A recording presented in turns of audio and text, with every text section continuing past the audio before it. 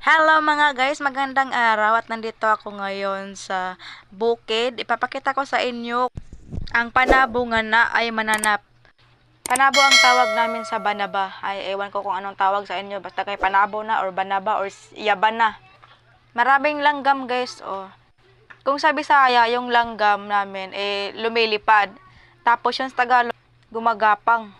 Mana na siya guys, di tingnan ni siya ipakuha kadaghan kayong mananap pati ra ba ni sakita mo pahit sa imong kamot. Nagbidyo-bidyo ako na gainan ako sa akong anak nga ipapaak daw kung baba aron dili na dako kamarites.